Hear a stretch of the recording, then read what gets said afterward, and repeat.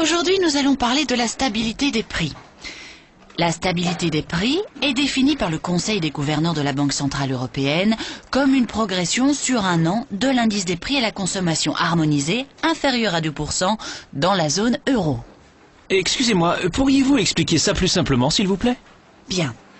Imaginez un panier rempli de toutes sortes de produits, comme du pain, des tomates, du lait ou des chaussures, des ordinateurs.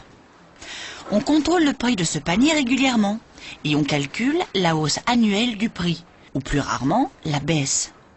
Globalement, si l'augmentation est inférieure à 2%, on parle de stabilité des prix. C'est plus clair? Bon, commençons par le commencement. En fait, à quoi sert l'argent? Sans argent, nous devrions échanger une chose contre une autre. Comment un boulanger paierait-il son coiffeur? En lui offrant du pain. Mais si le coiffeur n'en voulait pas, comment serait-il payé? Tout deviendrait très compliqué. C'est pourquoi l'argent a été créé. Il facilite le commerce. Mais retenez qu'il n'a pas toujours conservé sa valeur. À certaines époques, les prix se sont envolés.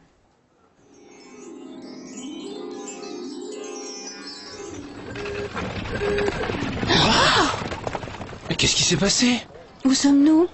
Je ne sais pas. Mais j'ai faim. Oh, regarde ça. Alors, voyons ce qu'on peut avoir pour 4 pièces. Vous désirez? 2, s'il vous plaît. Non, ce n'est pas assez. Vous avez augmenté le prix.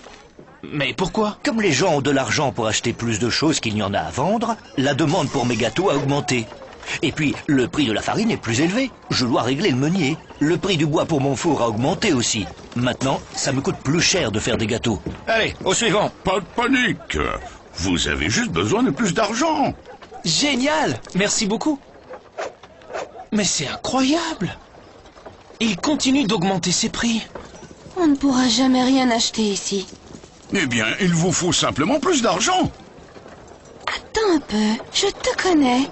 Tu es l'inflation. Oh, bravo.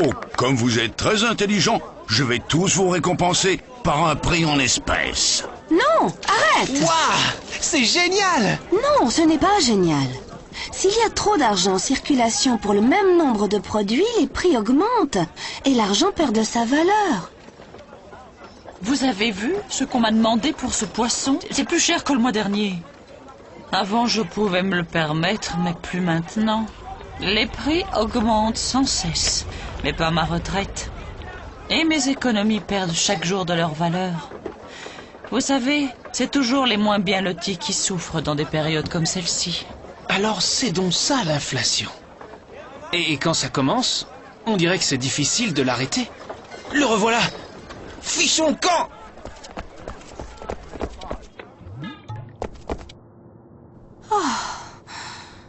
On l'a échappé belle. Je me demande qui surveille l'inflation aujourd'hui. Est-ce que la prof n'avait pas parlé de la Banque centrale européenne et de la stabilité des prix? Si. Essayons d'en savoir plus. Tu as vu où on est? Excusez-moi, est-ce que c'est vrai que votre travail est d'assurer la stabilité des prix?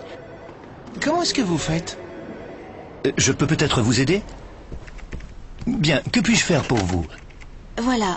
Nous venons de voir le monstre de l'inflation et les dégâts qu'il provoque. Est-ce vous qui vous en occupez? Le monstre de l'inflation? Oui, il était en train de... Oh, vous devez parler de ceci. C'est lui l'inflation? Le monstre? Il est minuscule? Bien sûr. Parce que c'est notre travail d'assurer la stabilité des prix.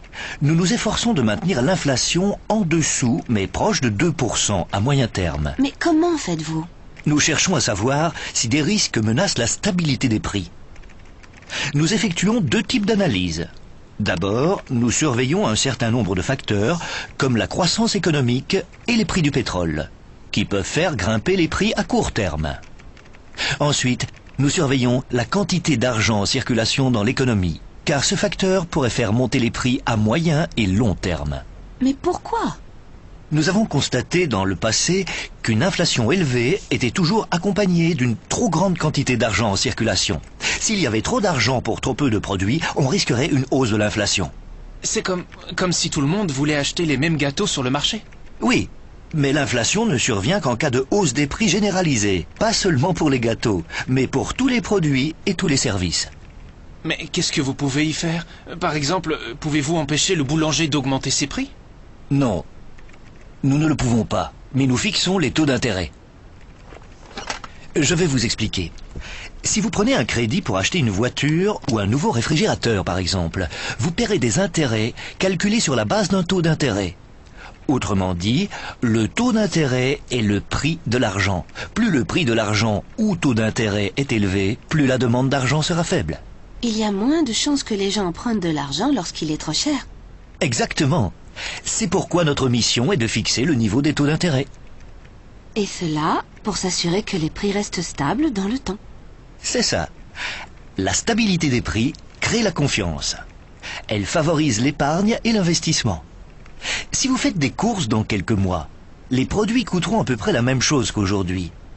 De plus, les entreprises investissent plus, ce qui contribue à la croissance de l'économie et à la création d'emplois. Et tout cela doit rendre le pays plus prospère. Voyez-vous, si ce petit bonhomme grandit, il peut nuire à l'économie. À cause de lui, les gens peuvent même perdre confiance dans leur monnaie. C'est pourquoi nous, à la Banque Centrale Européenne et dans l'Eurosystème, nous prenons notre mission tellement au sérieux. L'Eurosystème ?